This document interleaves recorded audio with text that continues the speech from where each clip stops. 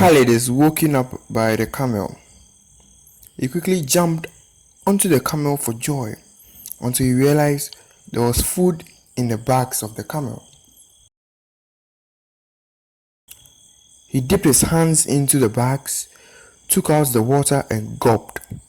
He also took out the bread and without thinking it out first, he started to eat desperately. After he was full, he jumped onto the back of the camel and tried to ride it away. He didn't know where he was going, but he didn't care. This was the happiest he has felt in a very long time. The camel rode, but when he got to a point, he shrugged and then lifted its back, offloading Khaled. Khaled didn't understand what was going on. He tried again and again. The camel refused to go. He tried again, and when the camel got furious, it hit Khaled with its hoof and ran to eventually rest at the plantation Khaled had made. At the moment, Khaled wasn't disturbed by what was going on because he didn't care about his nursery or whatever. All he cared about was leaving the desert to return home. After giving it a thought, he decided to befriend the camel first, and then, when he succeeds in making it his pet, it would oblige to him.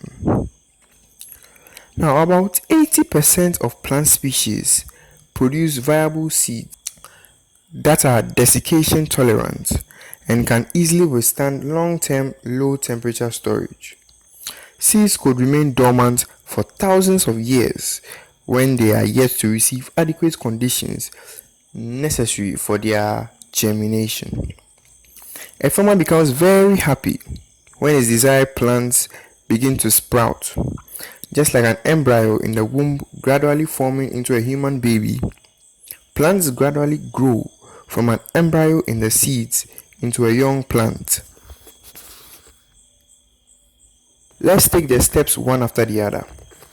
From the embryo in the seed, first sprouts the radicle moving downwards, having been erupted from the seed coat. This occurs by the help of water and the endosperm within the seed. After sufficient nutrients and water had been acquired by the root for growth, then the plumule also sprouts out from the seedling. Nevertheless, some farmers discourage themselves all of a sudden or discontinue their farming when some conditions such as climate, economical factors, and labor starts to worry them. For the climate, we have droughts. Extended periods of drought can lead to water shortage. For irrigation, reducing crop yields and stressing livestock and plantation. Excessive rainfalls too can cause flooding, soil erosion, and could eventually damage the crops.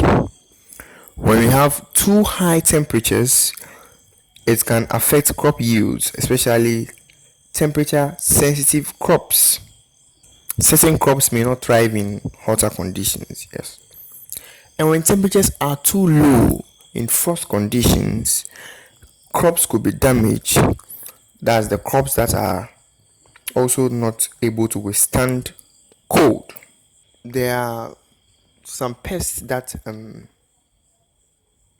thrive in warmer climates, and when we have warmer climates, these pests comes around and then destroy crops. Increase pest reproduction.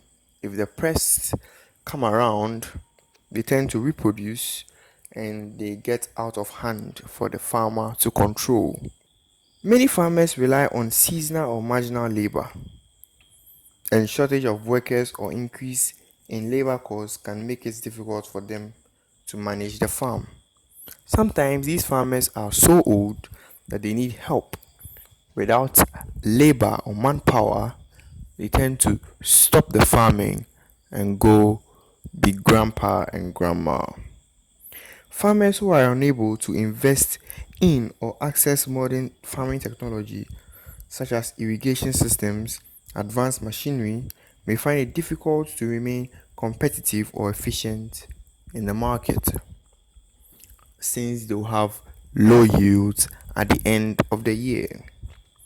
Natural ecosystems such as forests are severely threatened due to drastic land use, over exploitation of resources, and human made and natural disasters. Climate change is already significantly affecting the distribution of plants and associated species, their population sizes, and life cycles. Currently, 2 in 5 plant species are estimated to be threatened with extinction. These are the adversaries of the farmers that lead to them abandoning their farms to enter into other vocations. That is why, to be able to curb this, farmers need first to develop the need to undertake sustainable farming practices. But before we get to that, Khalid fed the camel his plantation while he ate the food within the bag, this time in rations. One of the many risks of pastoral farming. He took the camel on walks around the desert to positions not far from their starting point, and then they'll return. He made the camel drink from the oasis the remaining water and ate almost all the grass around to gain enough energy. He then began to play with the camel. The animal slept by his side at night and he began to ride on him just to hover around. Now, the food in the camel's bag got finished. So did the water. Khalid needed to leave desperately, and so he tried leaving again. The camel still refused. Khalid was getting infuriated. He took a whip he had carved and then whipped the animal. The animal, after several occasions, still refused, and so Khalid just let it be and then slept away from him. He was trying to avoid it this time. A week passed and a fortnight came. Khalid had nothing to eat nor drink, and so did the camel. Khalid had seen enough. He took one of the relics he had found, that's a knife, and then sliced the throat of the animal once. The camel wailed in pain as it galloped around, draining away all of its blood. Khalid couldn't stand the cry, but he had no choice at the moment. When the animal finally came crashing down, Khalid prepared a meal of it and ate it.